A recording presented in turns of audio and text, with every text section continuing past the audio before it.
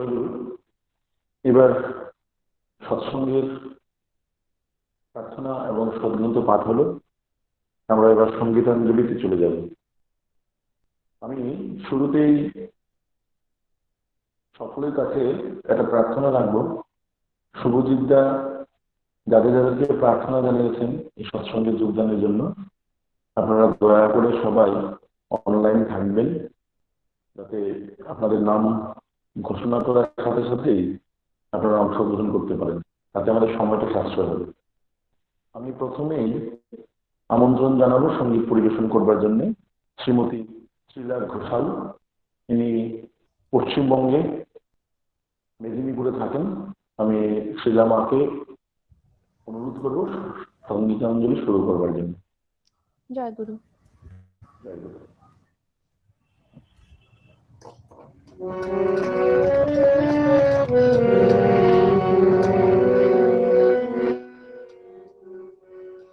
ठाकुर जी मेरे परमा दया,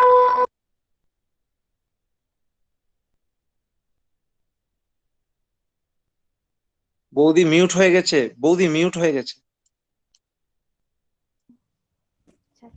জয় গুরু। ठाकुर जी मेरे परमा दया, ठाकुर जी मेरे परमा दया, परमा करुणा घन सत निरंजन, परमा करुणा घन सत निरंजन, प्रभु अवतार, प्रभु अवतार, प्रभु अवतार, ठाकुर जी मेरे परमा दया।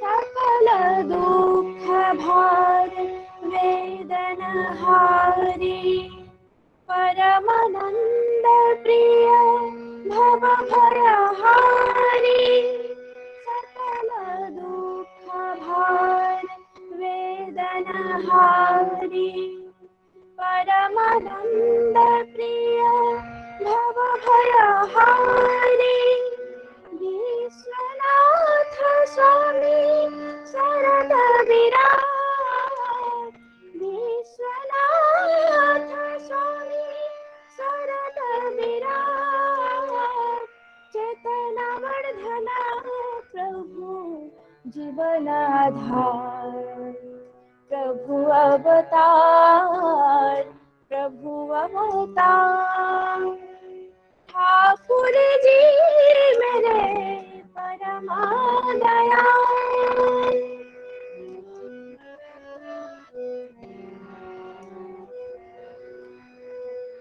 सुभद पालक अभय नायक, प्रीति विनायक श्रेय विधायक, सुभद पालक अभय नायक, प्रीति विनायक श्रेय विधायक, आलक उज्ज्वल पावक पुरुष, आलक उज्ज्वल पावक पुरुष, पुरुषोत्तम प्रभु देवदाता, प्रभु अवतार, प्रभु अवतार, ठाकुर जी मेरे परमा दया।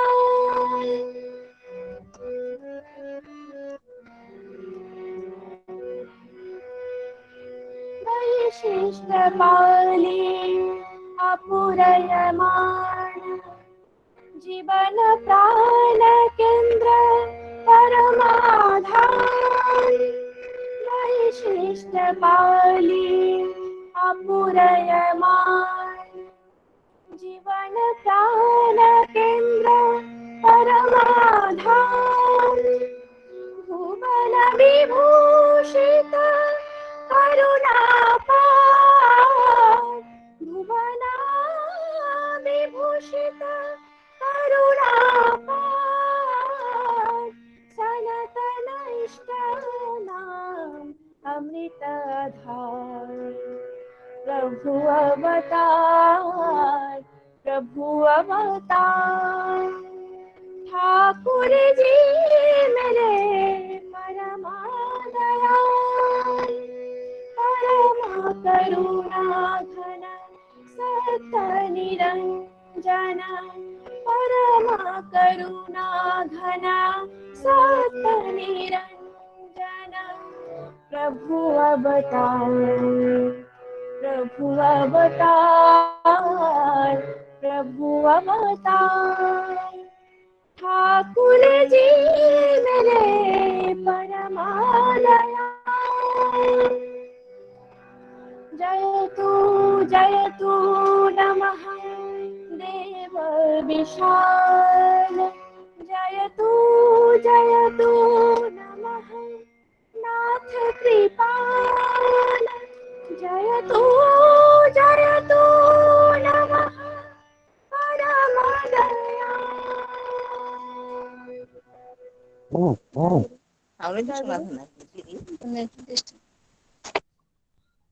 জয় গুরু। খুব ভালো লাগলো, খুব সুন্দর গান পরিবেশন হলো, শুরুতেই মনটা ভরে গেল। এবার আমি সৎসঙ্গে আমন্ত্রণ করব আমাদের আগরতলা আমাদের যুবকদের মধ্যে বিশিষ্ট সঙ্গীত শিল্পী রাজেশ সিংহ। রাজেশ ভাই, আওয়াজ শোনা যাচ্ছে তো? তোমার আওয়াজটা শুনতে পাচ্ছি না। মিউট আছে রাজদা, মিউট আছে, আনমিউট করো। আনমিউট করো। হ্যালো, হ্যাঁ হ্যাঁ শুনতে পাচ্ছি। শুরু করো।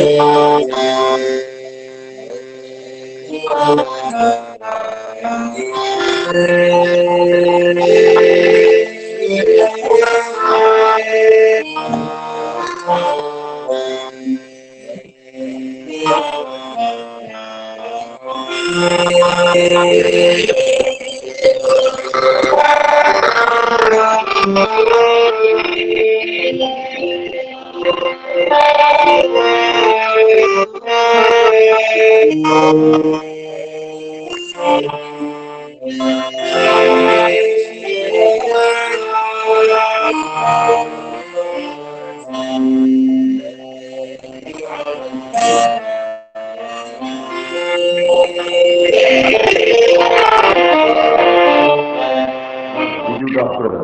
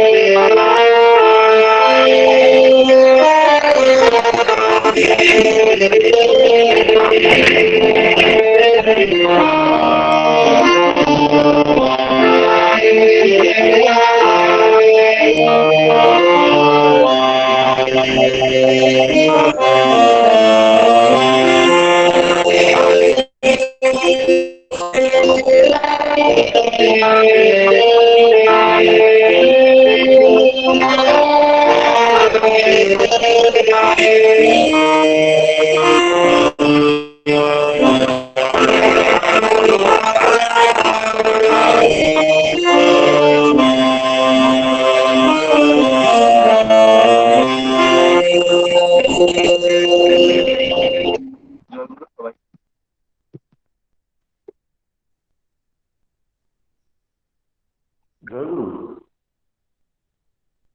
আসলে আমরা প্রযুক্তির সাহায্যে সৎসঙ্গ করছি তো। রাজেশ ভাই খুব দরদ দিয়ে গান পরিবেশন করলো ঠাকুরের কাছে, কিন্তু সাউন্ডটা শোনা গেল না। তো যারা পরিষ্কার দেখা যাচ্ছে না। হ্যাঁ বলছি, সব জায়গাতে সমান সাপোর্ট করছে না তো। তো আমরা যারা সৎসঙ্গ অ্যাটেন্ড করবো, সকলের কাছে একটা প্রার্থনা, যে যখন প্রেজেন্ট করবেন আপনারা, তখন যদি ভিডিওটা অফ করে রাখেন, তাতে সাউন্ডটা ভালো আসার সম্ভাবনা আছে। যাই হোক, যদি সৎসঙ্গে রাজেশ ভাইকে বলবো যে তুমি থাকবে সৎসঙ্গে, যদি আবার কিছুটা সময় পরে যদি কোনো সময় আসে, সুযোগ পাওয়া যায়, তুমি আবার গানটা পরিবেশন করতে পারবে। এবার আমাদের সৎসঙ্গের ঘোষণা অনুযায়ী আমরা ভজন কীর্তন আবার করে যাব। এবার কিছুটা সময় আমরা ঠাকুরের দয়ার কথা শুনি। আজকের এই সৎসঙ্গে প্রথম যিনি ইষ্ট আলোচনা করবেন, আমাদের সকলের পরিচিত বিশিষ্ট বক্তা, আর সবচেয়ে বড় পরিচিতি হলো যিনি আজকে এই সৎসঙ্গে প্রথম বক্তব্য রাখবেন, যারা আমরা ত্রিপুরার, যারা হয়তো আমরা সবাই অনেকেই জানি, বাইরে থেকে যারা পার্টিসিপেট করছেন হয়তো ব্যক্তিগতভাবে নাও চিনতে পারেন। ওনার পরিচিতি হচ্ছে ওনার বাবা ঠাকুরের নিয়ত কর্মী, ত্রিপুরা রাজ্যের অনেক পুরনো মানুষ, যিনি ঠাকুর ঠাকুর করে সারা জীবন কাটিয়েছেন, আমাদের অনাদিনাথ ভট্টাচার্যরা। ওনারই সুযোগ্য সন্তান আমাদের অনিশ রঞ্জন ভট্টাচার্য, ত্রিপুরা সরকারের পদস্থ একজন অফিসার। খুব নিষ্ঠা সহকারে তিনি দায়িত্বটা পালন করেন ঠাকুরের সহপ্রতিনিধি। আমি অনিশদাকে প্রার্থনা জানাবো তার মূল্যবান বক্তব্য ঠাকুর সম্পর্কে কিছু বলবার জন্য। অনিশদা।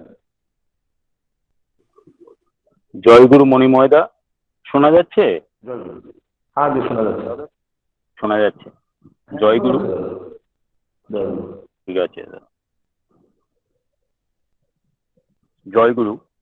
উপস্থিত ঠাকুরের পবিত্র পাঞ্জাধারী কর্মী দাদারা, শ্রদ্ধেয় দাদারা ও মায়েরা, আমার সবাইকে আমার অন্তঃস্থল থেকে আনন্দিত জয়গুরু ও যথাযোগ্য স্থানে আমার শ্রদ্ধা জ্ঞাপন করছি। পরমপিতার আতুল চরণে আজকের সৎসঙ্গদাতা শ্রী শুভজিৎ ঘোষ দাদার জন্য তার সর্বাঙ্গীন মঙ্গল প্রার্থনা করে আমার সংক্ষিপ্ত আলোচনা শুরু করছি। আমরা আজ খুবই আনন্দিত যে আমাদের মাঝে উপস্থিত আছেন মণিপুর থেকে শ্রদ্ধেয় শ্রী মানস কুমার রায় জেঠু। ওনার আলোচনা শুনবো বলে আমরা সবাই মুখিয়ে আছি, তাই আমি খুব সংক্ষেপে চেষ্টা করব শেষ করার। সময় বেশি নিলে আমি শ্রদ্ধেয় মণিময়দাকে বলবো আমাকে যেন একটু নক করে দেন। আজ একটা বিষয় নিয়ে আমি বলতে চাইছি, ঠাকুরের শতনজ্ঞা। আমরা সবাই পরিচিত এই শতনজ্ঞার সাথে। রোজ সকালে আমরা নাম ধ্যানের পর আমরা শতনজ্ঞা পাঠ করে থাকি। এই শতনজ্ঞাটা ব্যাপারটা কি, জাস্ট একটু আমি আলোচনা করছি। আর শতনুজ্ঞা বা অটো সাজেশন, এটাকে ইংরেজিতে অটো সাজেশন বলে, হচ্ছে আমাদের অবচেতন মনে নির্দিষ্ট পরিকল্পনা তৈরির একটি পদ্ধতি। অটো সাজেশন নেতিবাচক বা এই ইতিবাচক হতে পারে। নেতিবাচক অটো সাজেশনটা কিরকম হয়, যেমন আমরা বলে থাকি যে আমি খুব ক্লান্ত, আমার স্মৃতিশক্তি খুবই দুর্বল, আমি অঙ্ক পারি না, বা আমি খুব বিশ্রী, ইত্যাদি অনেক অনেক ধরনের নেতিবাচক কথা আমরা রোজ আমাদেরকে বলে থাকি, মানে আমাদেরকে ফিট করি বলতে গেলে। যখন কোনো ব্যক্তি অনেকদিন ধরে একটি বিশ্বাস মনের মধ্যে লালন পালন করে, সেই বিশ্বাস তার ধীরে ধীরে তার কাছে সেটাই তার কাছে সত্য, যদিও ঠাকুরের ভাষা অনুযায়ী সেটা সত্য নয়, সেটা সত্য বা বাস্তব বলে প্রতিভাত হয়। একটি মিথ্যার ক্রমাগত পুনরাবৃত্তি অনেক দিন ধরে যদি কেউ করে থাকে, তাহলে সেটাই তার কাছে সত্য বলে মনে হয়। তো প্রথমেই যেটা অটো সাজেশন নিয়ে যেটা বললাম, সেটা হচ্ছে সাইকোলজির ভাষা অনুযায়ী আমি বলেছি, মনোবিজ্ঞানের ভাষা অনুযায়ী সেটা হলো যে আমাদের অবচেতন মনে নির্দিষ্ট পরিকল্পনা তৈরির একটি পদ্ধতি। তাহলে জাস্ট একটু আমি চেতন মন অবচেতন মন নিয়ে একটু জাস্ট বলছি। চেতন মনটা হচ্ছে, চেতন মন বা কনসিয়াস মাইন্ড হচ্ছে যেটা চিন্তা করতে পারে। আমরা যে মন দিয়ে চিন্তা করি সেটাই হচ্ছে আমাদের চেতন মন বা কনসিয়াস মাইন্ড। সেই চেতন মনটা কি করতে পারে, সেটা আমরা যেটা ভাবি করি সবটাই আমাদের চেতন মনেই করি। সেই চেতন মনে আমরা অ্যাকসেপ্ট করতে পারি, রিজেক্ট করতে পারি, আমরা যা সিদ্ধান্ত নেই সেগুলো কিন্তু আমরা সেটা করি। আর যেটা অবচেতন মন আমরা বলি বা সাবকনসিয়াস মাইন্ড যেটাকে বলি, সেটা কিন্তু রিজেক্ট করতে পারে না, সেটা শুধু অ্যাকসেপ্ট করে। তাই আমাদের মনকে যদি আমরা যদি ভালো জিনিস দিয়ে ফিট করি, তাহলে সে সাবকনসিয়াস মাইন্ডে সেটা ভালো জিনিসগুলো ফিডিং হয়। আর যদি আমাদের মনকে বাজে জিনিস, মানে ঘৃণা, ভয় ইত্যাদি যত ধরনের বাজে জিনিস আছে, সেগুলো যদি আমরা চিন্তা করি, ভাবি বা দেখি, যে কোনো ভাবে নেচার থেকে, চারদিক থেকে যদি আমাদের সেটা মনের থ্রোতে আমাদের সাবকনসিয়াস মাইন্ডে যদি গিয়ে সেটা জমা হয়, তাহলে কিন্তু সেটা সাবকনসিয়াস মাইন্ডে জাস্ট কম্পিউটারের ডেটা ব্যাংকের মতো সেটা স্টোর হতে থাকে। একটু যেহেতু কনসিয়াস সাবকনসিয়াস একটু বলছি, ব্যাপারটা একটু বলে নিই। যদি আমরা একটা গাড়ির কল্পনা করি, পুরো গাড়িটাকে আমরা ভাবতে পারি, পুরো মোটরটাকে আমরা ভাবতে পারি যে সাবকনসিয়াস মাইন্ড, আর যে পাইলট বা চালক যিনি, তিনি হচ্ছেন কনসিয়াস মাইন্ড বা চেতন মন। তাই আমাদের কিন্তু গাড়ির যে শক্তির উপর কিন্তু আমরা চলি, চালকের একটা শক্তি আছে, আর গাড়ি যে মোটরের ইঞ্জিন, তার যে শক্তি, তার উপর কিন্তু আমরা চলি। তাই সাবকনসিয়াস মাইন্ডের পাওয়ারটা কিন্তু বিশাল বিশাল একটা তার পাওয়ার। এই বিশাল পাওয়ারের সাবকনসিয়াস মাইন্ডটাকে ঠিক করার জন্য ঠাকুর রোজ আমাদের এই শতনজ্ঞা বা অটো সাজেশনের এই পদ্ধতিটা ঠাকুর দয়া করে আমাদের দিলেন। সেটা হচ্ছে কি, তাই ক্রমাগত আমাদের সচেতন প্রচেষ্টার দ্বারা আমরা যদি একটা অভ্যাস করতে পারি, আমি যা হতে চাই তা যদি রোজ আমি ভাবতে পারি, তা যদি জাস্ট আমরা ভাবতে পারি, যেমন আমরা টিভিতে অ্যাড দেখি, যে কোনো একটা টুথপেস্টের বা একটা খাবারের, জাস্ট 30 সেকেন্ডের একটা অ্যাড, সেই অ্যাডের মধ্যে পুরো জিনিসটাকে এমন ভাবে বলে দেওয়া হয় যেটা আমাদের মাথার মধ্যে ঢুকে যায়, এবং আমরা বাজারে গিয়ে পার্টিকুলার সেই টুথপেস্টটাই আমরা কিনি।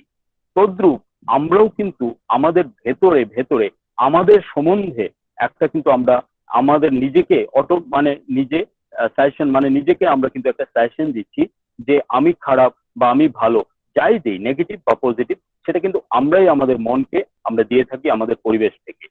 তাই আমরা যদি নেতিবাচক ভাবে অভ্যাস করি, তাহলে আমরা কিন্তু অটোমেটিক আমরা নেগেটিভ ক্যারেক্টার হয়ে যাবে আমাদের।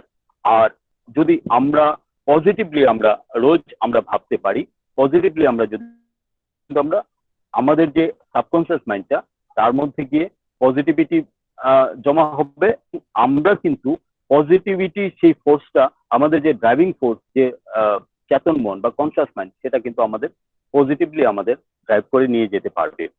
তাই আমাদের যেটা অটো সাজেশনের একটা পলিসি হচ্ছে, একটা নিয়ম হচ্ছে যে নেগেটিভলি ভাবতে নেই, যেমন পজিটিভ জিনিসটাও নেগেটিভলি ভাবতে নেই। এরকম ব্যাপারটা, যেমন আমি যদি বলি আমি ক্রুদ্ধ নই, সেটা কিন্তু বললাম পজিটিভ কথা, কিন্তু নেগেটিভলি বললাম। তাতে কি হয়, যেমন আমি যদি বলি আমি কৃপণ নই, তাহলে আমার যে সাবকনসিয়াস মাইন্ড, সেটা নাকি মনোবিজ্ঞানীরা বলে সেটা নাকি ওয়ার্ড দিয়ে ভাবতে পারে না, সেটা ভাবে ইমাজিন দিয়ে বা ছবি দিয়ে ভাবে। যেমন আমি আজকে এই মহতি সৎসঙ্গে যারা উপস্থিত আছেন সবাইকে যদি আমি বলি যে আপনারা নীল হাতির ছবি নিয়ে ভাববেন না, এটা যদি বলি সবাইকে যে নীল হাতি ছবি ভাববেন না, তো নীল হাতি ভাববেন না, তা বলার সাথে সাথে কিন্তু আপনারা যদি খেয়াল করে দেখেন তাহলে সবার মনে কিন্তু একটা নীল রঙের একটা হাতির ছবি সবার মাথার মধ্যে চলে আসবে। বাস্তবে কিন্তু নীল রঙের কোনো হাতি হয় না। আমি যদি এখন সবাইকে বলি যে মা শব্দটা যদি উচ্চারণ করি, মা, তাহলে এই মা শব্দটা বলার সাথে সাথে আমরা যারা শুনছি সবার মনে কিন্তু আমার নিজ মায়ের ছবিটাই ভেসে উঠবে। কোনো মা, বাংলায় মা বা ইংরেজিতে MAA মা, ওইভাবে কিন্তু কোনো কিছু আসবে না। মানেটা কি? মানেটা হচ্ছে আমাদের অবচেতন মনটা কোনো ওয়ার্ড বা লেটার ইত্যাদি সব ও মনে ওইভাবে সে ভাবে না, সে ছবি দিয়ে ভাবে, ইমাজিনেশন করে ভাবে। তাই আমার চিন্তার মধ্যে যতটা নেগেটিভ টার্মস দিয়ে আমি পজিটিভ বলবো, যেমন আমি ক্রুদ্ধ নই, আমি বললাম ভালো কথাই, আমি কৃপণ নই, আমি বললাম ভালো কথাই, কিন্তু আমার মনে কিন্তু ক্রুদ্ধ এবং কৃপণ এই দুইটা জিনিস ও অবচেতন মনটা কিন্তু গ্রহণ করে নেবে। এবং ক্রুদ্ধ বলার সাথে সাথে আমার মন একটা ক্রুদ্ধ ব্যক্তির যে ছবি সেটা ভাবতে থাকবে। কৃপণ নই বলছি ভালো কথা, আমি অকৃপণ বলতে পারি, কিন্তু না বলে আমি বলছি আমি কৃপণ নই।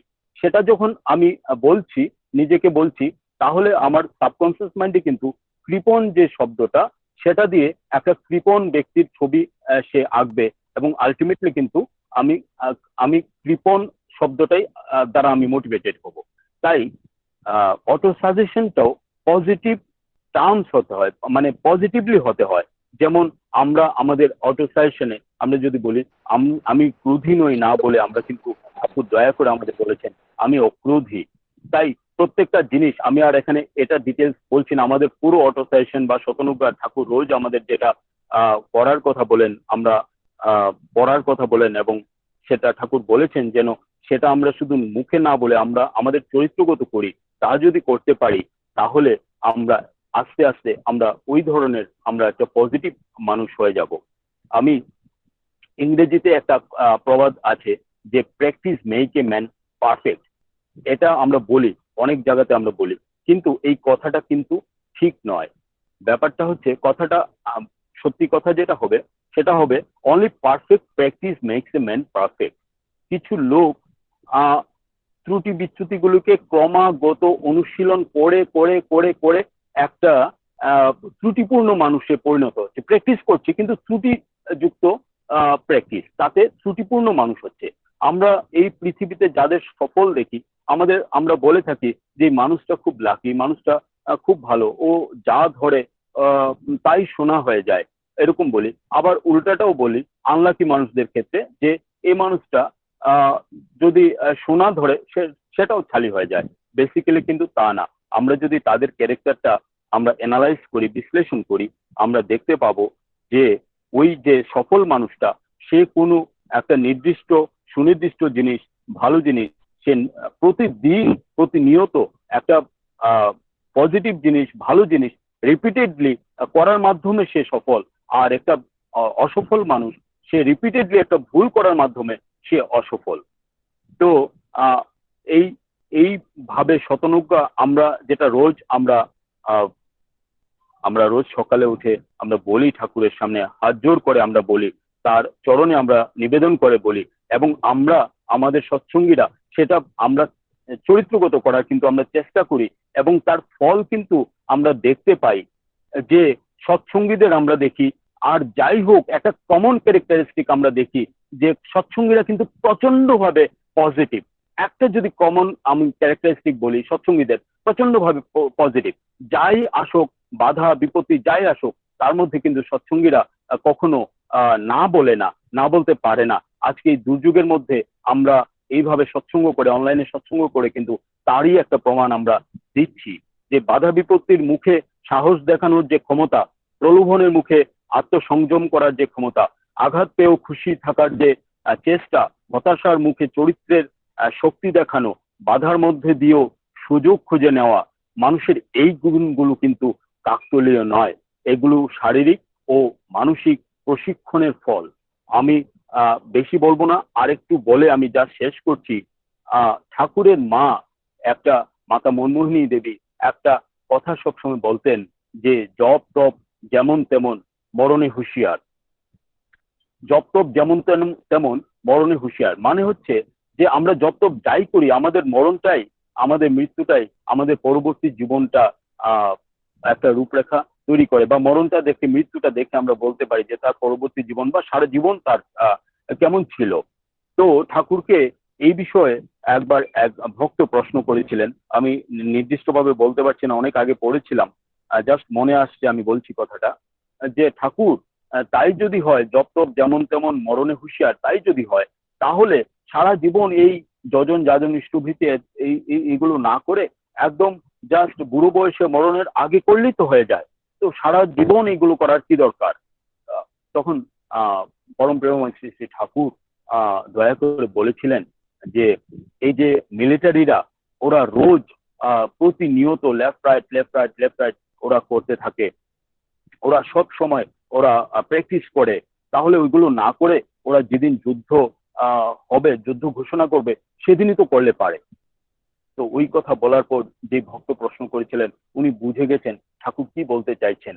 তো আমরা এই যে আমাদের মধ্যে যে একটা পজিটিভ আমাদের ক্যারেক্টারিস্টিক, আমাদের দীর্ঘ দিনের সাধনার ফলে ক্রমাগত ক্রমাগত ক্রমাগত আমরা ঠাকুরকে ধরে তার যে সিস্টেম গুলো, তার যে যজন যাজন ইষ্টভীতি, এবং এই যে শতনুজ্ঞা সকালে উঠে তার পাঠ করা, জপ করা, এবং তার যে চরিত্রগত করার যে আমরা চেষ্টা করছি, তার মাধ্যমে কিন্তু আমরা দিনে দিনে দিনে দিনে সেই মহাযুদ্ধের জন্য আমরা তৈরি হচ্ছি। মহাযুদ্ধ কিছুই নাই, আমাদের যে চারদিকে যে প্রতিকূলতা, যে প্রতিকূলতা আমাদের সফলতা থেকে আমাদের বাধা দেয়, সেই প্রতিকূলতাকে আমরা কিন্তু এইভাবে আমরা আস্তে আস্তে সেই প্রতিকূলতার বিরুদ্ধে আমরা তৈরি হতে পারছি তার দয়ায়, তার আশীর্বাদে। আমি আর দীর্ঘায়িত করব না, এখানে উপস্থিত সবাইকে আমার বিনম্র শ্রদ্ধা এবং জয়গুরু জানিয়ে আমার সংক্ষিপ্ত আলোচনা এখানে শেষ করলাম। বন্দে পুরুষোত্তম। জয়গুরু। জয়গুরু পুনিশদা, আপনার এই মহামূল্যবান প্রসঙ্গ শুনে আমরা সবাই উদ্দীপ্ত হলাম। জ্যোতি অভিধর্মে ঠাকুর ৫৫ বাণীতে একটা বাণীতে বলছেন, আলোচনায় পর্যবেক্ষণ বাড়ে আর অভ্যাসে বাড়ে চরিত্র, আলোচনায় ধী ভারে, অভ্যাসে বাড়ে ধৃতি। তাই আলোচনায় ও অভ্যাসে চরিত্র বাড়ে বাড়ে, ধৃতি ও ধী নিয়ে কথায় বাড়ে পাড়া, আর পাড়ায় থাকে যোগ্যতা। খুব ভালো লাগলো উনিশদা যেটা শুরু করেছিলেন, খুব আমাদের জীবনের বেসিক কথা শতনুজ্ঞা দিয়ে শুরু করেছিলেন, আর পরিশেষে একটা কথা বলছিলেন প্রকৃতির প্রতিকূলতার কথা। এখানেও ঠাকুর একটা সুন্দর কথা বলেছেন। ঠাকুরের একটা বাণীতে আছে, প্রকৃতির ধর্মতা শূন্যতা যা ভরিয়ে দেওয়া, ইষ্টার্থে করলে আত্মত্যাগ, পদে পদে ফলবে নেওয়া। কোনো প্রতিকূলতা আমাদেরকে তো আটকাতে পারবে না, আমরা তো এগিয়ে যাচ্ছি, যাবো। আমরা আবারও সঙ্গীতাঞ্জলিতে আমরা চলে যাব। তারপর অধীর আগ্রহে আমিও বসে আছি। আমাদের আরেকজন বিশিষ্ট বক্তা, সুবক্তা আমাদের মানসদা সর্বশেষে ইষ্ট প্রসঙ্গ করবেন। আমি এখন আমন্ত্রণ জানাবো সুদূর বেঙ্গালুরু থেকে আমাদের বিশ্বজিৎ দাকে সঙ্গীত পরিবেশন করবার জন্য। বিশ্বজিৎ দা।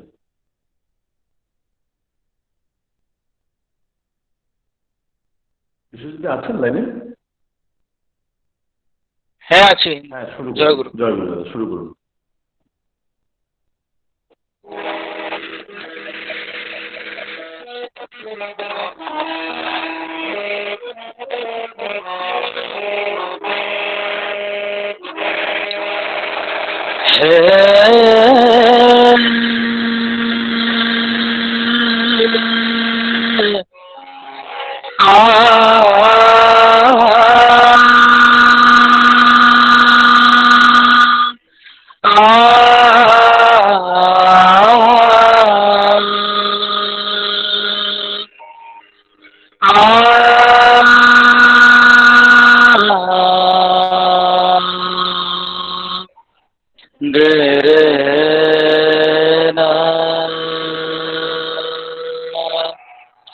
তোমার হয়ে নিত্য সাথী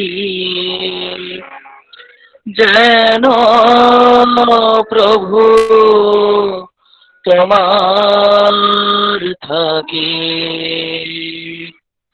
তোমার হয়ে নিত্য সাথী যেন প্রভু তোমার থাকি, তোমার হয়ে নিত্য সাথী যেন প্রভু তোমার থাকি। দ্বন্দ্ব দ্বিধা মান অভিমান অবাধ সমর্পণে, দ্বন্দ্ব দ্বিধা মান অভিমান অবাধ সমর্পণে, সার্থকতায় ভরবে জীবন, সার্থকতায় ভরবে জীবন তোমার চরণে, তোমার হয়ে নিত্য সাথী যেন প্রভু তোমার থাকি, তোমার হয়ে নিত্য সাথী যেন প্রভু তোমার থাকি।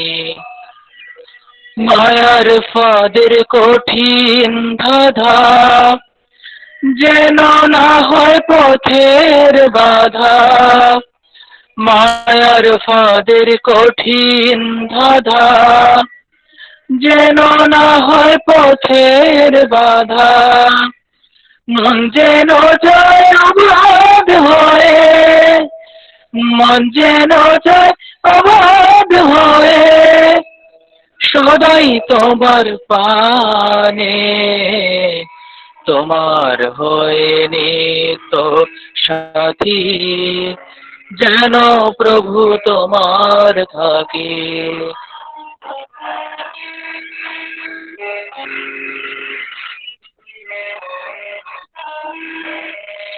জানি তোমায় বাসলে ভালো, সে পায় তোমার আলো আলো, জানি তোমায় বাসলে ভালো, সে পায় তোমার আলো আলো, তোমার প্রভু করলে সেবা, তোমার প্রভু কর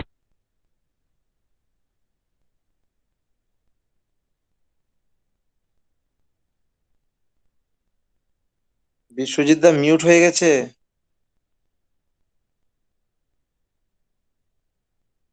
বিশ্বজিৎ দা মিউট হয়ে গেছে।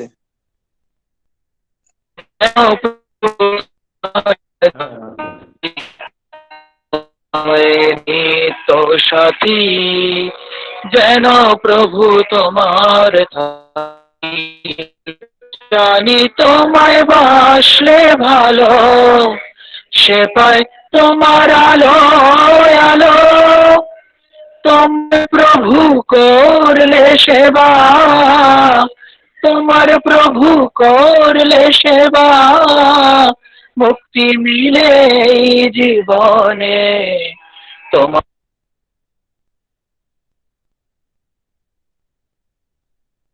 আবার মিউট হয়ে গেছে।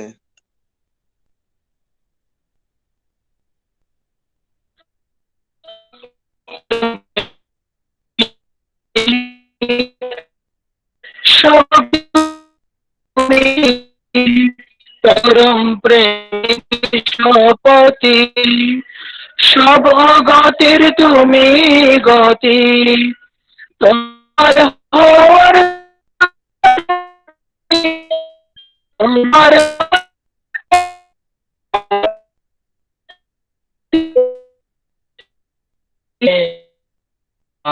হয়নি তো সাথী, যেন প্রভু আমার থাকি, তোমার হয়নি তো সাথী,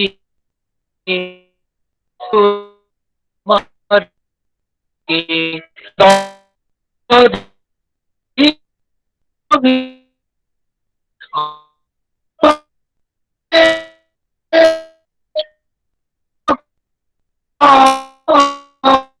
তুরনে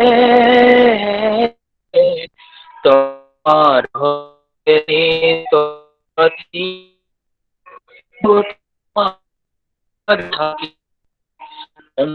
হয়নি সাথী, প্রভু তোমার তোমার থাকি, ও প্রভু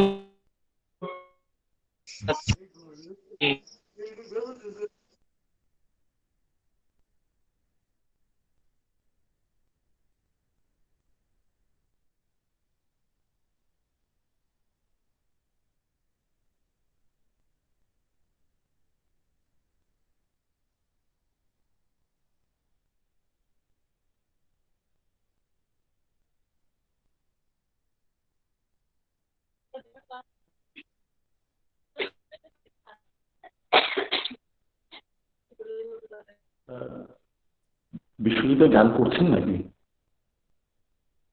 মনে হয় শেষ হয়ে হ্যাঁ, গেছে। শেষ হয়ে গেছে। ঠিক আছে বিশ্বজিৎ, আসলে আমাদের অনেকগুলি সৎসঙ্গ একসাথে চলে তো, লাইনগুলোতে একটু নেটের প্রবলেমের জন্য এরকম হচ্ছে। এবার আমরা আরেকবার আগে চলে যাচ্ছি সঙ্গীতানুষ্ঠানে। এবার সঙ্গীতানুষ্ঠানে অংশগ্রহণ করছেন আমাদের ঠাকুরের জন্মভূমি পাবনা, শুধু বাংলাদেশ থেকে ভূপেন্দ্র সরকার দা। ভূপেন্দ্র দা লাইনে আছেন? জয় গুরু দাদা। জয় গুরু দাদা। ভূপেন্দ্র দা, আপনার কাছে একটা প্রার্থনা। হ্যাঁ, শোনা যাচ্ছে। আগে একটা প্রার্থনা থাকবে, প্রথমে আপনি একটু ভিডিওটা অন করে আপনি সবার সাথে একটু কথা বলে নেন, আপনার পরিচিতিটা দিয়ে নেন, তারপর গান শুরু করবেন। আগে আমি সবাইকে আজকের এই অনলাইন সৎসঙ্গ আমার শ্রদ্ধেয় শুভজিৎ দা আয়োজন করলেন, সেখানে সবাইকে প্রাণন্দিত জয়গুরু জানাচ্ছি। আমি ভূপেন্দ্র সরকার, আমার বাসা মূলত সিলেটে, কিন্তু কর্মসূত্রে এখানে আছি পাবনায়। পরম দয়ালের পূর্ণ জন্মস্থান, সেখানে আসার সৌভাগ্য হয়েছে আমার। ট্রান্সফার অর্ডার হয়েছে, তারপর পূজনীয় পিঙ্কিদাকে যখন ট্রান্সফারের কথাটা নিবেদন করলাম, তখন তিনি কিছুক্ষণের মধ্যেই তার কাছ থেকে সেটার প্রত্যুত্তর পেয়ে গেলাম। তিনি বললেন কোনো দিকে না তাকিয়েই এখানে চলে আসতে। তো তার নির্দেশ অনুযায়ী চলে আসলাম। সবার প্রার্থনায়, তার অমীয় আশীর্বাদে খুব ভালো আছি, সবার সাথে এই সৎসঙ্গ করে বেড়াচ্ছি। খুবই ভালো লাগছে আজকের এই সৎসঙ্গে যুক্ত হতে পেরে। তো শুভজিৎ দা আমাকে বলছিলেন যে দাদা আপনি একটা গান করবেন আমাদের এখানে যুক্ত হয়ে। তাই আচার্যদেব পরম পূজ্যপাদ শ্রী শ্রী দাদার লেখা একটি গান আমি খালি গলায় ট্রাই করছি। সবাইকে জয় গুরু।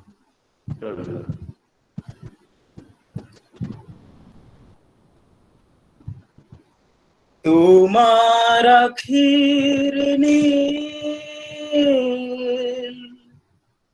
মনে হয় তা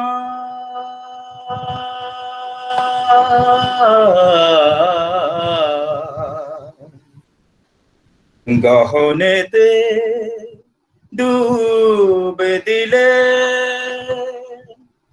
শেষে হবে সব বেদনা।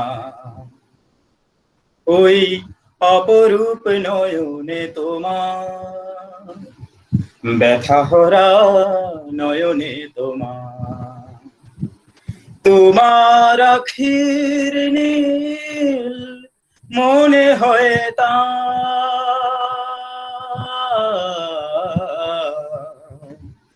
গহনেতে ডুবে দিলে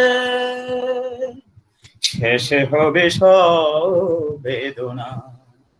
ওই অপরূপ নয়নে তোমার, ব্যথা হরা নয়নে তোমার, ওখানে সাগর দেখি কখনো আবার মনে হয়, ওখানে সাগর দেখি কখনো আবার মনে হয়, অসীম আকাশ আছে বুঝি সেথা হয়ে একাকার,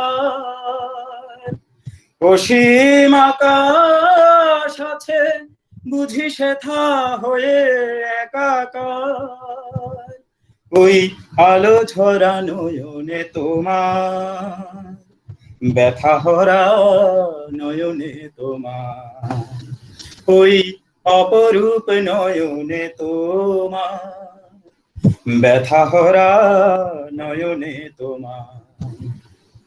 কখনো বা ভাবি মনে সুদূরের সন্ধানে, কখনো বা ভাবি মনে সুদূরের সন্ধানে, বলাকার ডানা মেলে পাড়ি দেব সকল আধার, বলাকার ডানা মেলে পাড়ি দেব সকল আধার, ডুবে যেতে নয়নে তোমার, ওই ব্যথা হরা নয়নে তোমার, অপরূপ নয়নে তোমার, ব্যথা হরা নয়নে তোমার। মোর প্রেম ভালোবাসা স্বপ্ন মধুর আশা, মোর প্রেম ভালোবাসা স্বপ্ন মধুর আশা।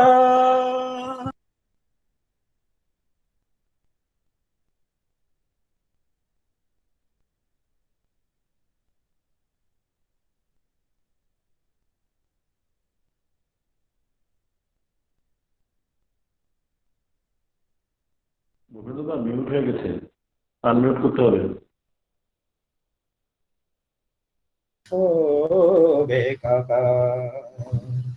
সেথা যে গুছবে কাকা, ওই ব্যথা হরা নয়নে তোমার, তোমার আখির নীল মনে হয় তা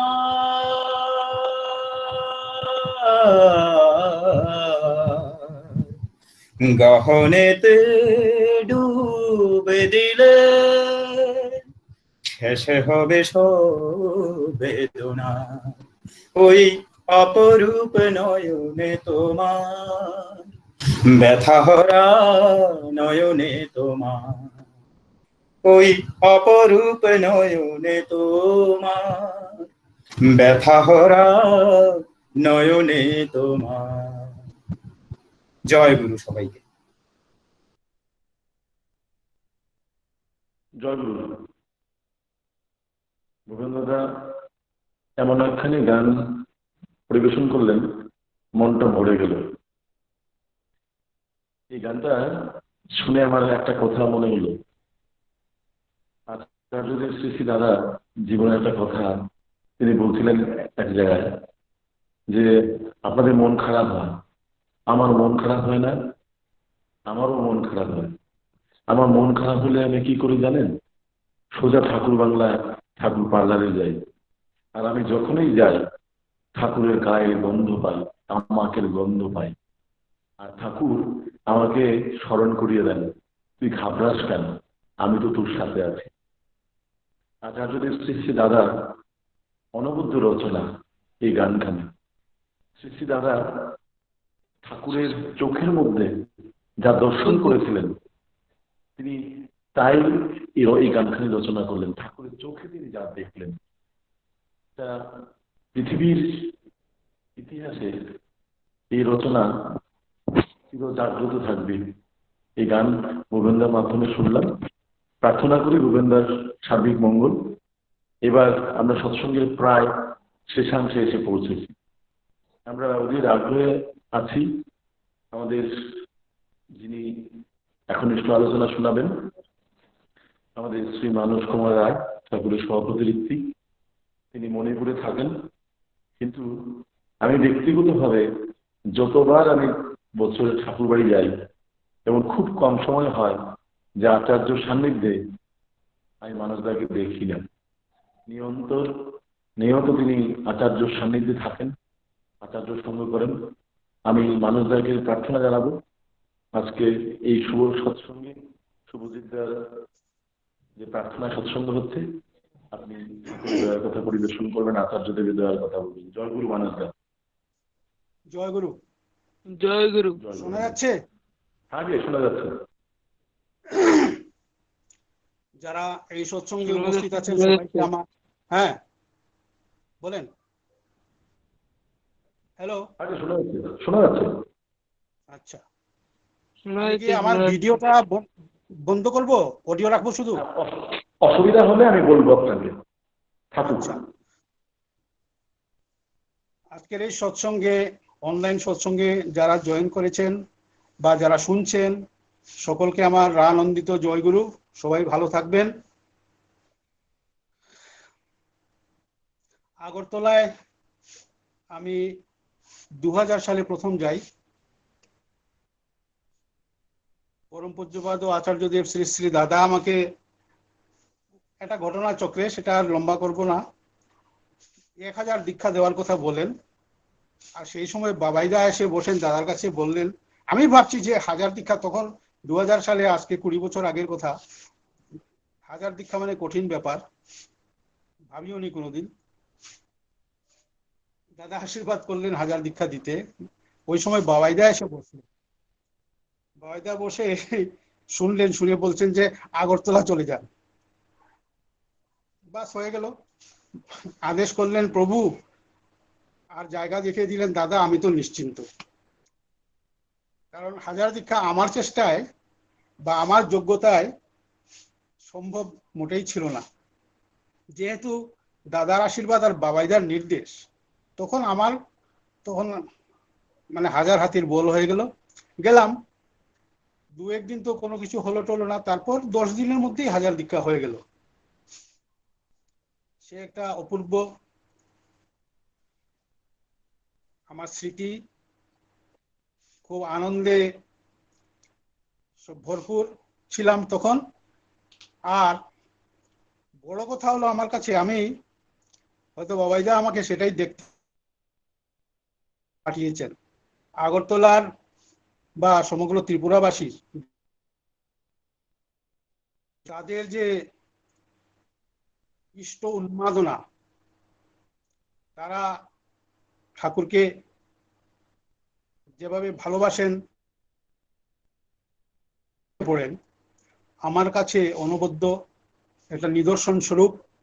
আমি এসব দেখে অত্যন্ত উদ্দীপ্ত, প্রদীপ্ত এবং প্রবুদ্ধ হয়ে উঠলাম। আমি বুঝলাম যে আমার দেখার বাকি ছিল।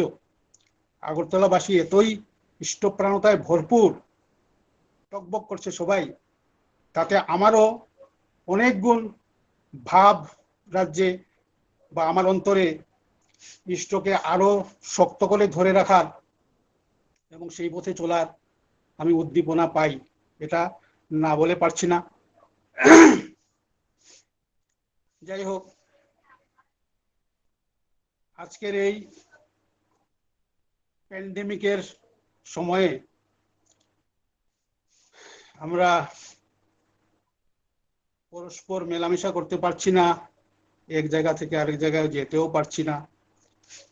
তাই সৎসঙ্গের আয়োজনও অনলাইনে করা হয়েছে, খুবই সুন্দর এবং একটা ভালো প্রচেষ্টা, তবুও তো দুধের স্বাদ ঘোলে মেটে না। যাই হোক, কিছুটা তো হয়। কিন্তু এই প্যান্ডেমিকে আর যে যাই বলুক, আমার কিন্তু মৃত্যু ভয় মোটেও নেই। আর পৃথিবী ধ্বংস হয়ে যাবে এই ভাবনা আমি ভাবি না কোনোদিনও। কেননা এই যুগে শ্রী শ্রী ঠাকুর এসছেন আর তার আচার্য পরম্পরা রেখে গেছেন। তিনি নিজের মুখেই বলে গেছেন 10,000 বছর আর আসতে হবে না। তাহলে পৃথিবীর কিছুই হবে না, প্রকৃতির যে লীলা সে চলবে।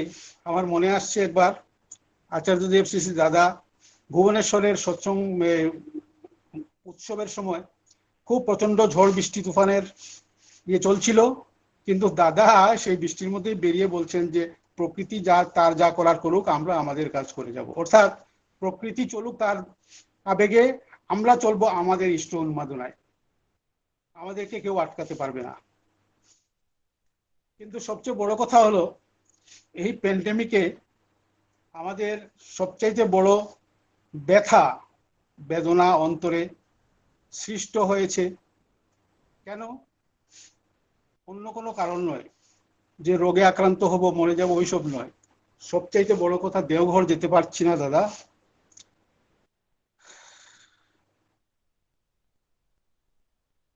আমাদের প্রাণ পুরুষ, আমাদের সবকিছু ভাষা দিয়ে কি বোঝানো যায়? অন্তরের আবেগ, সেই আচার্যদেব শ্রী শ্রী দাদার শ্রীমুখ, তার শ্রীচরণ।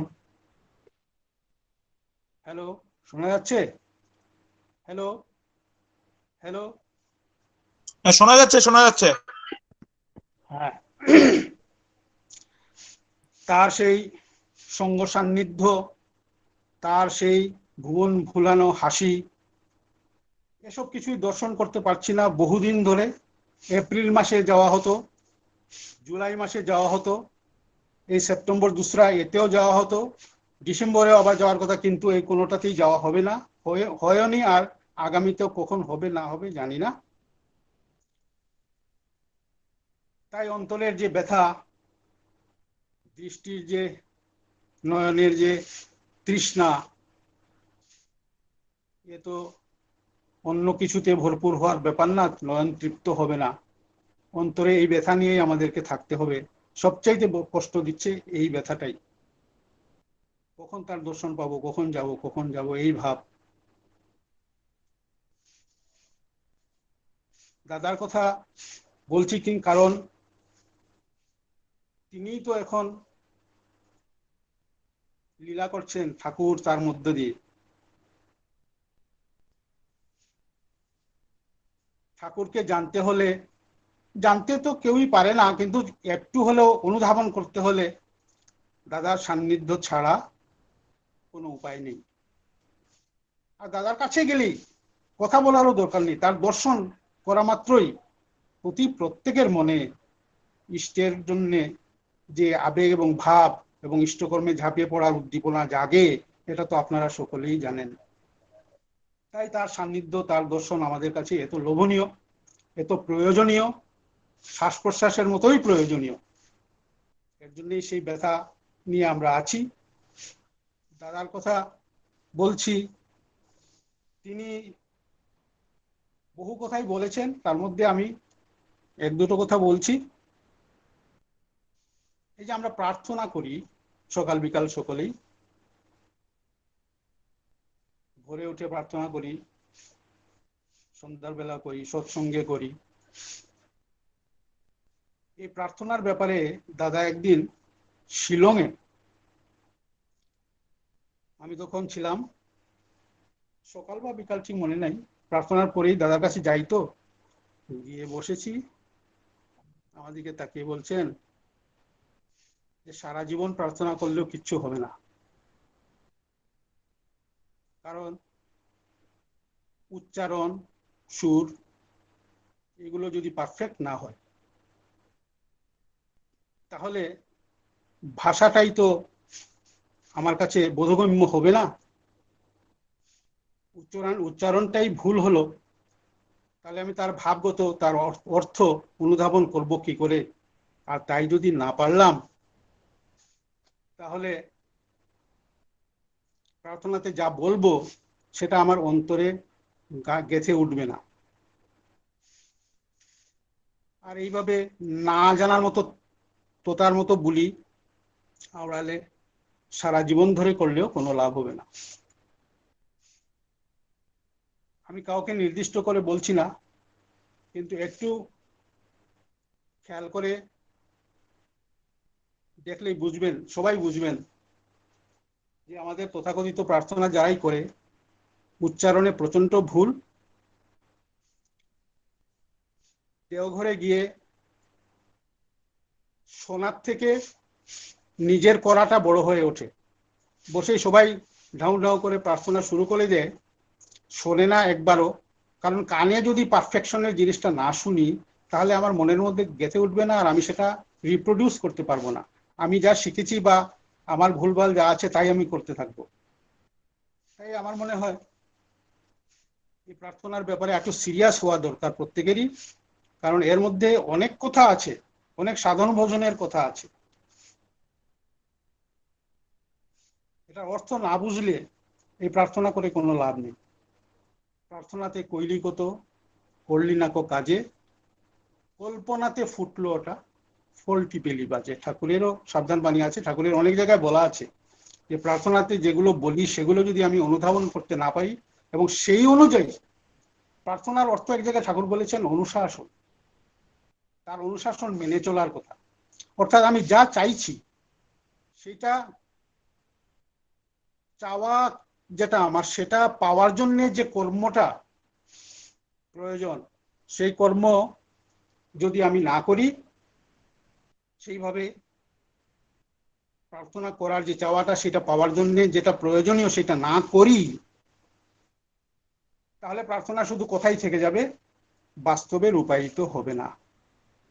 তাই এটার ইম্পর্টেন্স খুব বেশি। এতে আমরা আরো একটু সিরিয়াস হয়ে, যারা পারফেক্টলি প্রার্থনা করতে পারেন এমন অনেকেই আছেন, দেওঘরেও আছেন, তারা রেকর্ড করিয়ে এনে বারবার বারবার করতে করতে করতে করতে তারপরেই সেটা পারফেকশনের দিকে যাবে।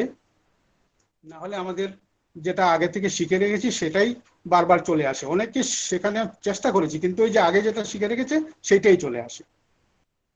আমি নিজে সুযোগ পেয়েছিলাম শ্রী শ্রী বরদা যখন ছিলেন এই নরদেহে, তার ঘরে বাসুদেব ভট্টাচার্য খুব সুন্দর গলা, প্রার্থনা করতেন।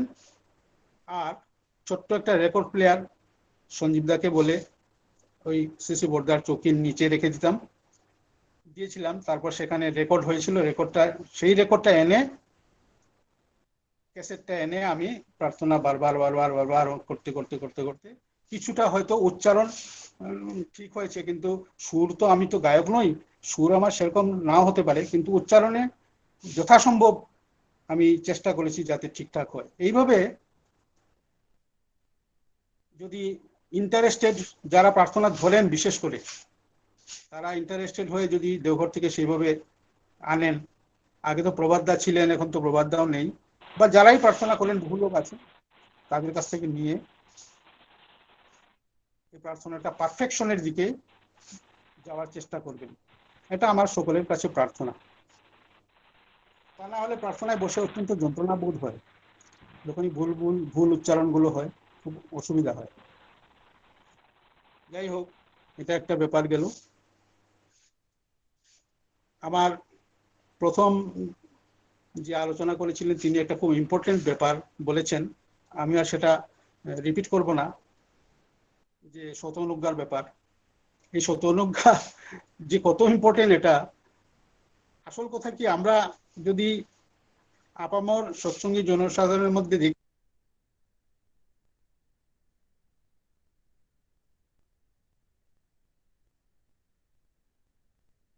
মিউট হয়ে গেছে,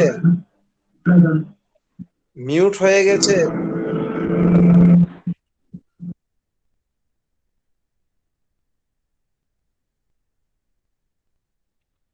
দাদা আপনার এটা মিউট, মানে তো আনমিউট করতে হবে, নেটের প্রবলেম হতে পারে।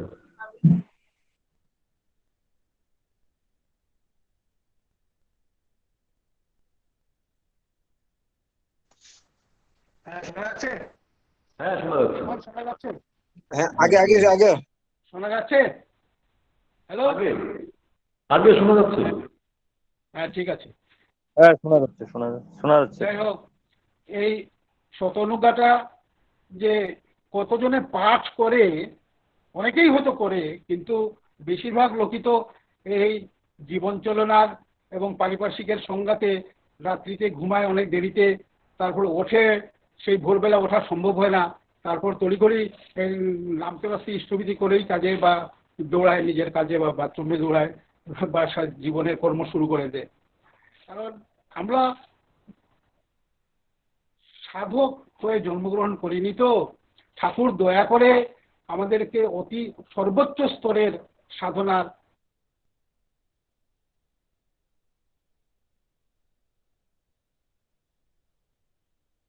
আবার মিউট হয়ে গেছে দাদা, মানস দা, আপনি একটু চেক করে নিন। হ্যাঁ, এখন চেক করলাম, আসছে।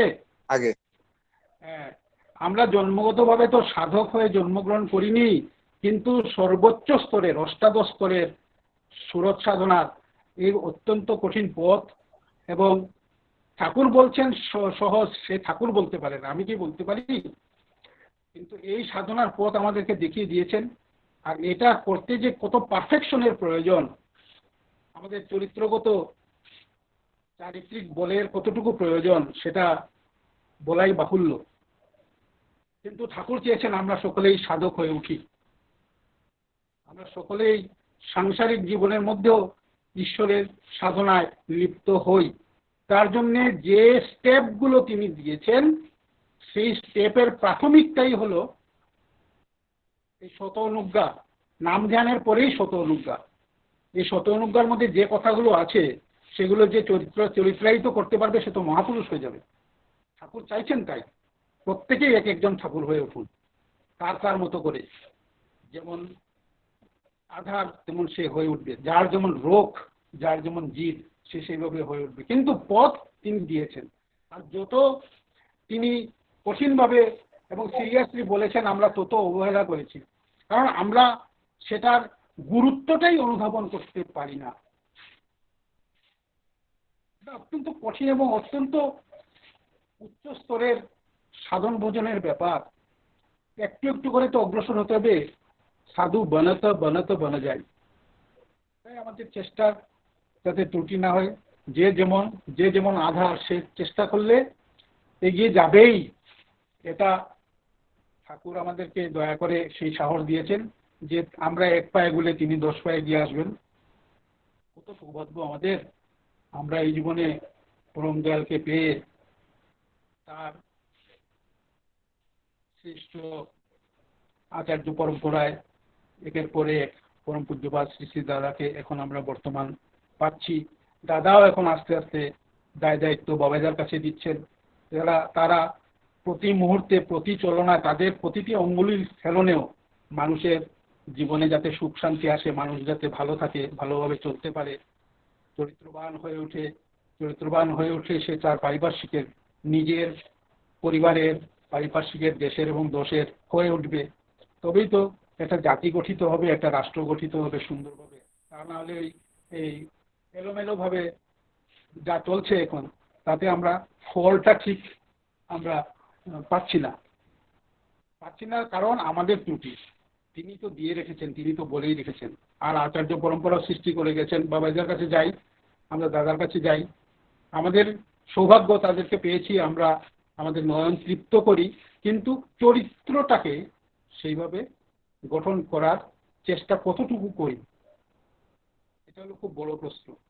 কারণ আমার চরিত্র যতদিন পর্যন্ত গঠিত না হচ্ছে, ততদিন পর্যন্ত আমার সাধন ভোজন কি আর অন্য উন্নতি কি, কোনো কিছুই হবে না। আমার চরিত্রে হাত করতে হবে।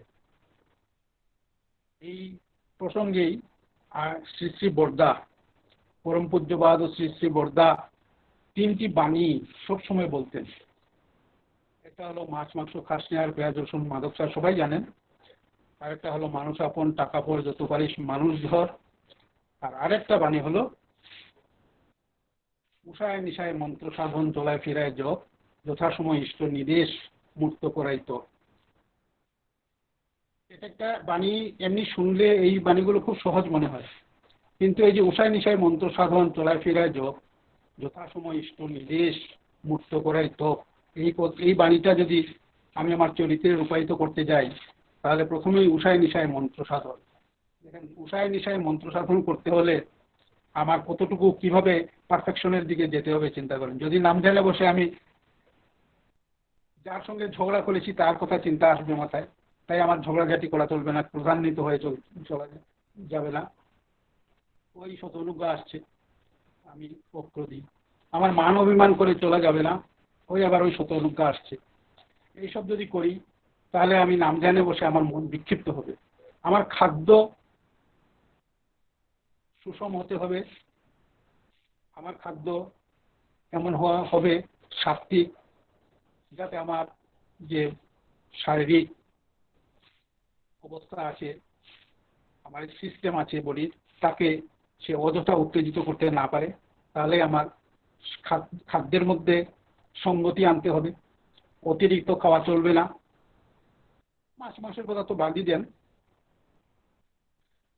নিরামিষ খেলেও সেও অত্যন্ত তেল মশলা ঘি দিয়ে রোজ রোজ যদি খুব পেট ভরে ছানা খাওয়া হয়, তাহলেও কিন্তু রাত্রিতে ভোরবেলা আমরা ঘুম থেকে উঠতে পারবো না, আমাদেরকে চেপে রেখে দেবে।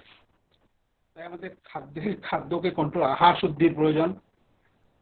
আমার স্বভাব অত্যন্ত সুন্দর এবং ভালো হওয়া চাই, তা না হলে আমি বিক্ষেপ সৃষ্টি করব, পারিপার্শ্বিকের মধ্যে বিক্ষেপ সৃষ্টি করব, আর সেটা আমাকে নাম ধ্যান করতে দেবে না। শরীর আমার ভালো রাখতে হবে, শ্রীবিগ্রহের যত্ন, শরীরটাকে শ্রীবিগ্রহের মন্দির ভেবে যত্ন করতে হবে। শরীর ভালো না থাকলে নাম ধ্যান কি করে করব? কনসেন্ট্রেশনই আসবে না, একাগ্র হবে আমার আসবে না।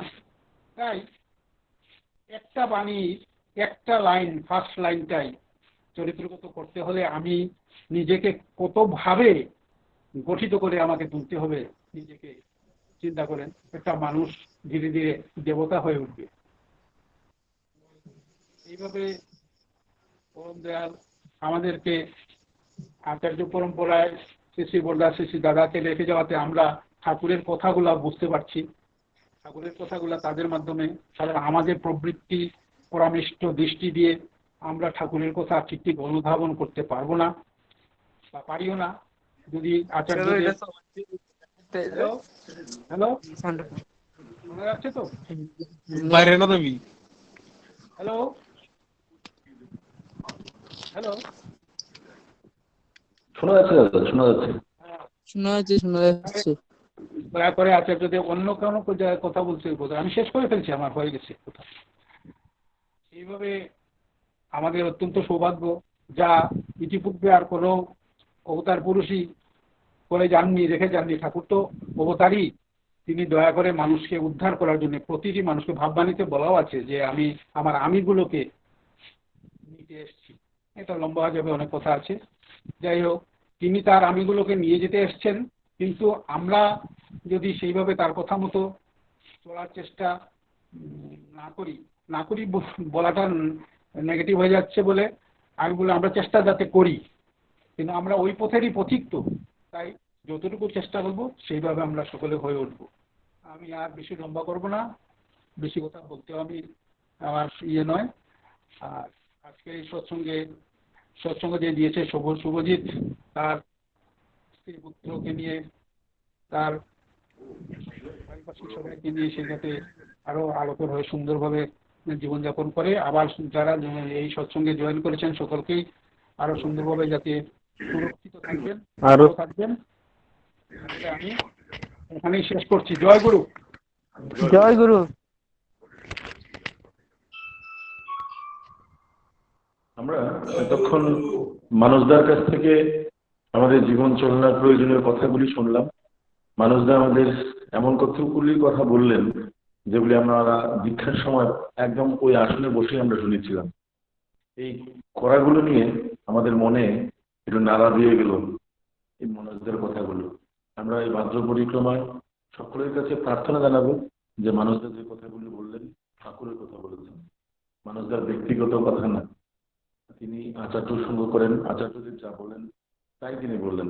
আমরা যেন এই কাজগুলোতে আমরা সবাই আমরা ঠিক মতো করে আমরা এই শতমূলকার বিষয়গুলি অনিশদাও বলছিলেন আমরা সবাই যেন করি। সত্যি আমরা উদ্দীপ্ত হলাম। অনিশদা এবং মানসদা দুজনেরই আলোচনা, বিদগ্ধ পণ্ডিত মানুষ ওনারা, ওনাদের কথা শুনে আমরা আপ্লুত হলাম।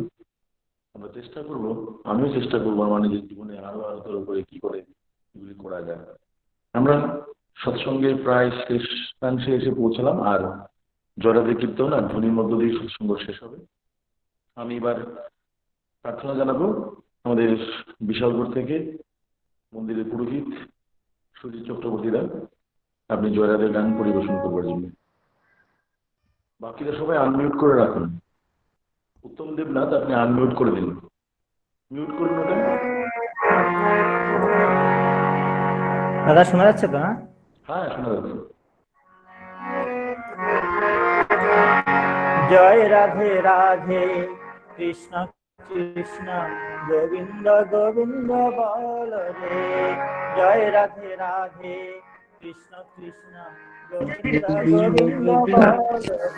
রাধে গোবিন্দ গোবিন্দ গোবিন্দ গোবিন্দ বলে সদা করে। জয় রাধে রাধে কৃষ্ণ কৃষ্ণ গোবিন্দ গোবিন্দ বল রে। রে মন কপি মদনে বল হরি হরি। হরে রাম পরম ব্রহ্ম বিদর মূল ধর্ম ধর্ম কুকর্ম ছাড় রে।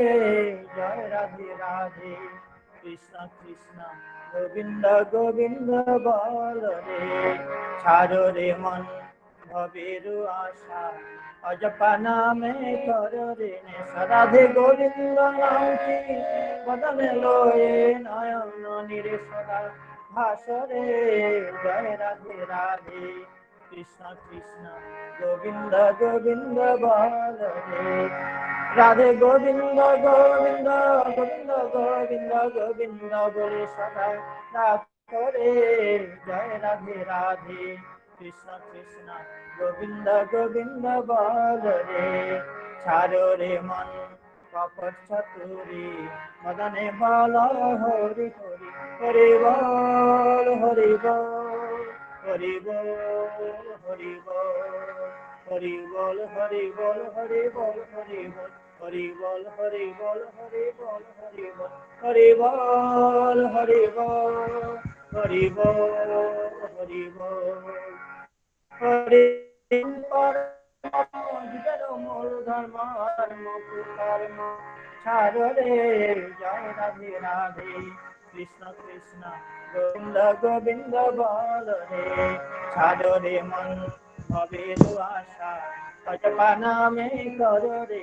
রাধা বল রাধা বল রাধা বল রাধা বল রাধা বল রাধা বল রাধা বল রাধা বল রাধা বল রাধা বল রাধা বল রাধা বল রাধা বল রাধা বল রাধা বল। রাধে গোবিন্দ নামটি মদনে লয়ে নয়ন নিরে সদা ভাসরে। জয় রাধে রাধে কৃষ্ণ কৃষ্ণ গোবিন্দ গোবিন্দ বল।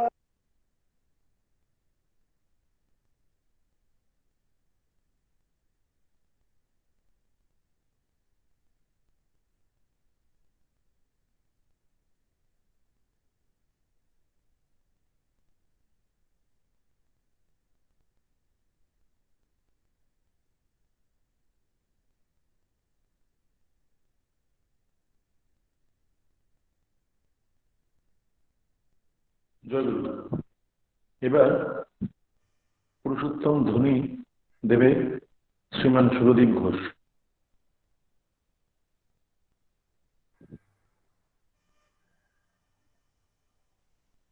সুরদীপ শুনতে পাচ্ছ?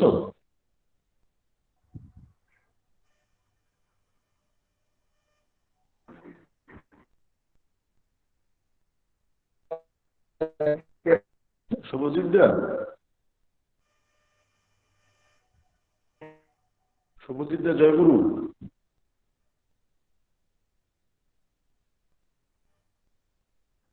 শুভজিৎ দা কি নেই লাইনে?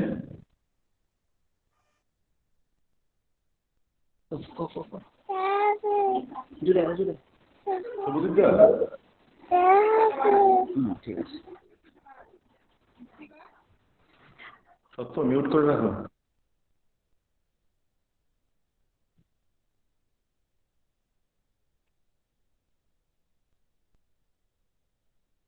আজকে সৎসঙ্গ যিনি আয়োজন করেছেন আমাদের শুভজিৎ দা। শুভজিৎ দা কি লাইনে আছেন? আপনার শ্রীমান ধ্বনি দেওয়ার কথা।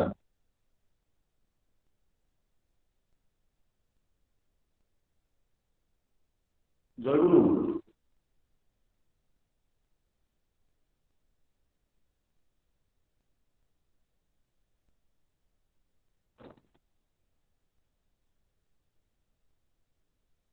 সৎসঙ্গ তো আমাদের সময় শেষ।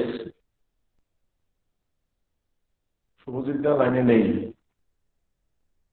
আমি পিন্টু ঘোষদাকে বলো। পিন্টু পিন্টু পিন্টু ভাই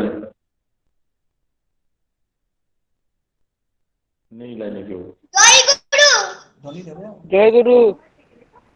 আমি ধ্বনি দেব। হ্যাঁ শুভজিৎ। হ্যাঁ শুভজিৎ।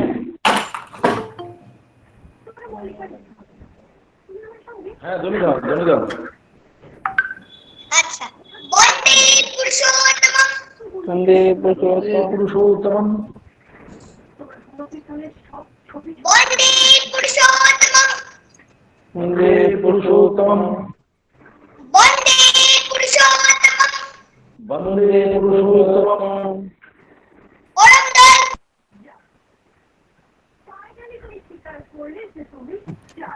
মিউট হয়ে গেছে।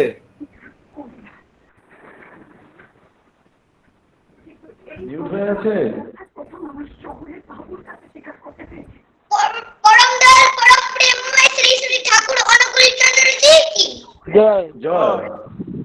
পরম দয়াল পরম প্রেমময় শ্রী শ্রী ঠাকুর অনুকূল চন্দ্র জি কি জয়। জয়। পরম দয়াল পরম প্রেমময় শ্রী শ্রী ঠাকুর অনুকূল চন্দ্র জি কি জয়। জয়। পরমারাধ্যা জগজ্জননী শ্রী শ্রী বর্মা কি জয়। পরমারাধ্যা জগজ্জননী শ্রী শ্রী বর্মা কি জয়। পরমারাধ্যা জগজ্জননী শ্রী শ্রী বর্মা কি জয়। জয়। পরম পূজ্যপাদ শ্রী শ্রী বড্ডা কি জয়। পরম পূজ্যপাদ শ্রী শ্রী বড্ডা কি জয়। পরম পূজ্যপাদ শ্রী শ্রী বড্ডা কি জয়। পরম পূজ্যপাদ আচার্যদেব শ্রী শ্রী দাদা কি জয়। পরম পূজ্যপাদ আচার্যদেব শ্রী শ্রী দাদা কি জয়। পরম পূজ্যপাদ আচার্যদেব শ্রী শ্রী দাদা কি পরম পূজ্যপাদ শ্রী শ্রী বাবাই দাদা কি পরম পূজ্যপাদ শ্রী শ্রী বাবাই দাদা কি জয়।